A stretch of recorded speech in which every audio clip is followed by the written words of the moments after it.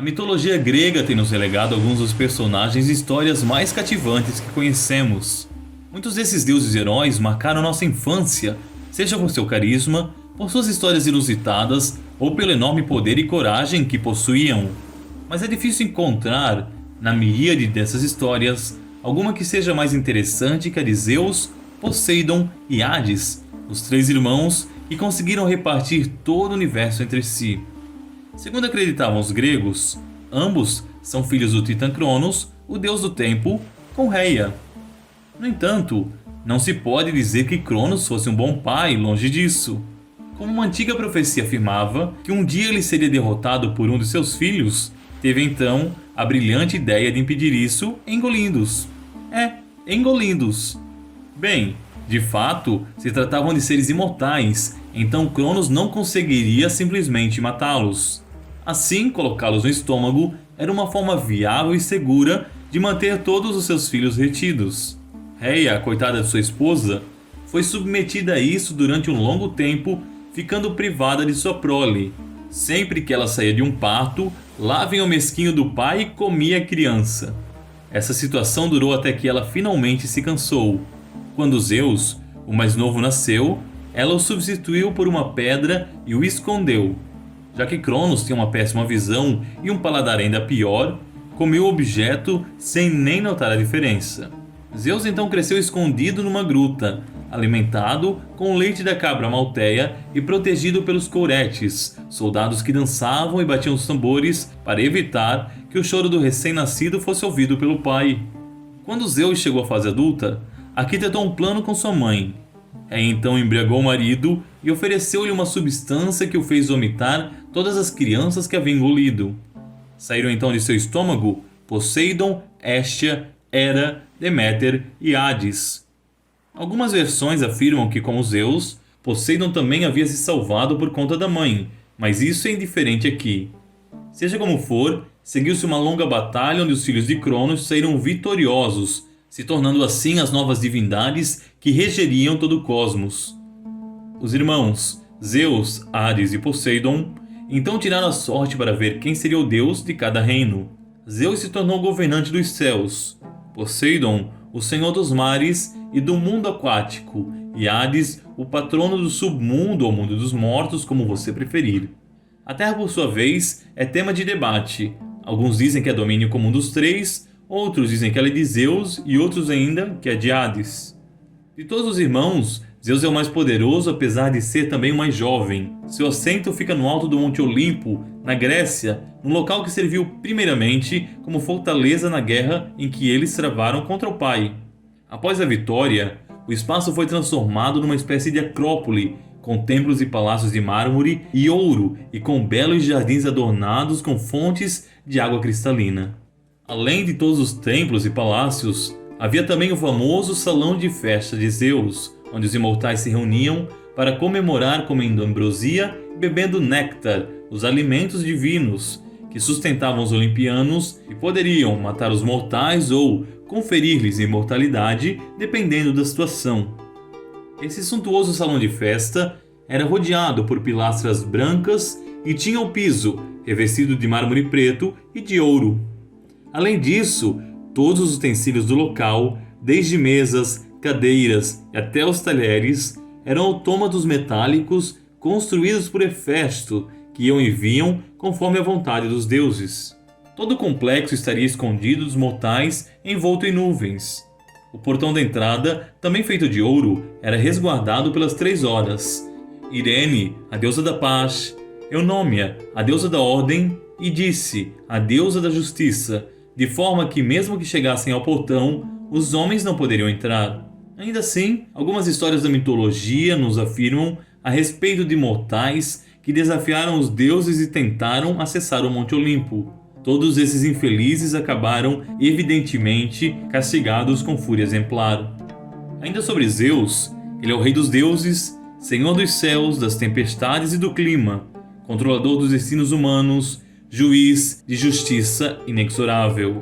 Sua arma mais famosa é o raio, com a qual fulmina sobretudo os mortais das cidades que tenham cometido crimes ou agido com orgulho e arrogância. Seus animais são a águia dourada, o lobo, a cabra e também o cisne, forma que usa para seduzir e engravidar donzelas. A cor usada para representá-lo é o vermelho escuro, também associado com carvalho, árvore forte que pode durar até centenas de anos. Quando procuravam fazer alguma oferta ao deus, os gregos levavam mel, figo, jasmim, a lenha do próprio carvalho, açafrão ou âmbar. Tudo em Zeus remete à ideia da realeza. Ele é a personificação de um verdadeiro monarca. Ao mesmo tempo pacífico e compassivo, ajuda os pobres e injustiçados, mas se enfurece diante dos ímpios. Um lado negativo seu é o fato de viver traindo a sua esposa com qualquer criatura que apareça em seu caminho. Graças a isso, Zeus é o deus com o maior número de filhos segundo a mitologia. Dentro de uma perspectiva mais simbólica, tem sido o patrono dos ideais elevados, principalmente políticos. Diz respeito àquelas pessoas extrovertidas, magnânimas, desapegadas, que frequentemente se sacrificam pelo bem do grupo ou da nação. Por outro lado, também representa o apego aos prazeres, principalmente a luxúria.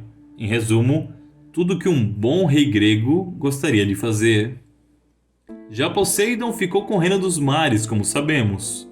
Pouco de fato se conhece sobre esse domínio, mas é nele que ficam as forjas dos cíclopes, os maiores artesãos de toda a mitologia helênica.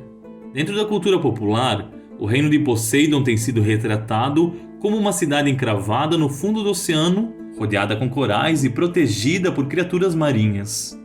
Talvez a escassez de descrições sobre o reino de Poseidon esteja no fato de que os mortais ou acabam divinizados e vão para o Olimpo, ou são conduzidos ao submundo de Hades, mas raramente vão parar nas mãos do Senhor dos Mares. No entanto, discute-se que marinheiros heróicos que tenham falecido no mar possam ser acolhidos por ele. Ao contrário de Zeus, Poseidon é muito mais colérico e irritadiço. É o senhor dos terremotos e das marés, e os autores antigos o retratavam sempre com esse humor terrível. Às vezes calmo e receptivo, de fato, mas disposto a se enfurecer diante da menor contrariedade. Sua arma é o tridente, com o qual provoca destruições e controla as águas. Também é o senhor dos cavalos, dos golfinhos, dos pinheiros e dos animais marinhos em geral. Sua cor é evidentemente o azul. Quando queriam lhe agradar, os gregos lhe ofertavam desde conchas até joias como o ônix.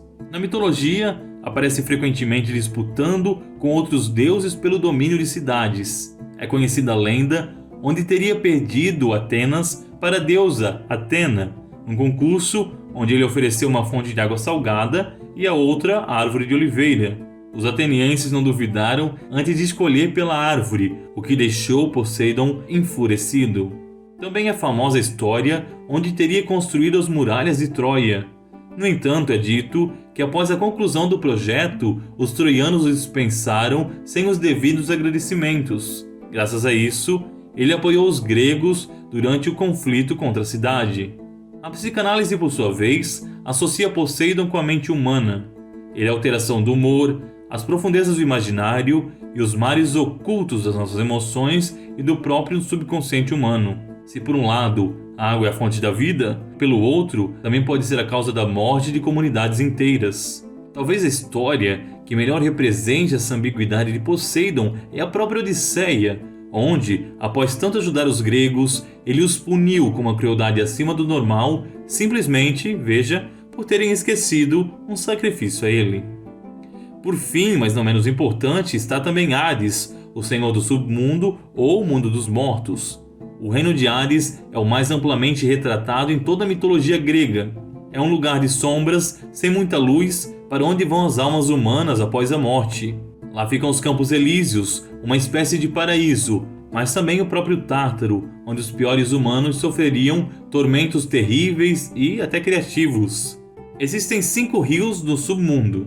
O primeiro deles é Estige, que talvez também seja o mais importante. É o rio primordial que circunda o cosmos e onde Aquiles se banhou. Confere aos que nele tomam banho a imortalidade.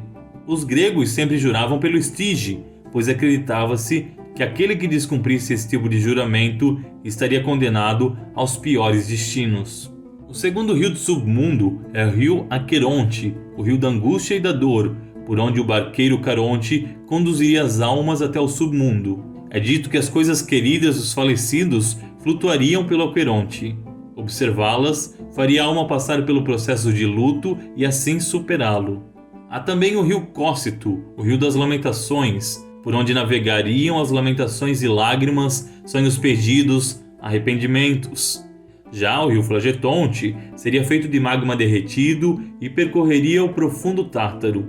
Esse rio atormentaria a alma dos maus, que foram condenados a sofrer eternamente. Por fim, mas não menos importante, existe ainda o rio Letis, o rio do esquecimento. Os gregos acreditavam que antes de reencarnar, as almas humanas se banhariam no Letis para deixar para trás a antiga vida que possuíam.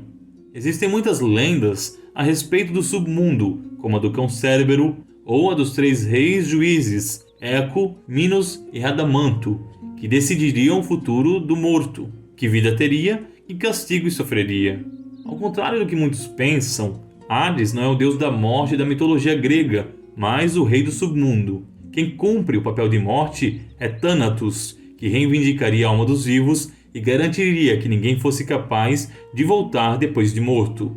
Também não pense em Hades como um senhor frio ou malvado que gosta de castigar os que por lá passam. Ele era visto pelos gregos como o mais tranquilo e bondoso dos 3 irmãos, retratado com uma expressão serena e compassiva. São frequentes da mitologia suas demonstrações de piedade, onde intervém em julgamentos em favor dos mortais e às vezes até permite que voltem à vida.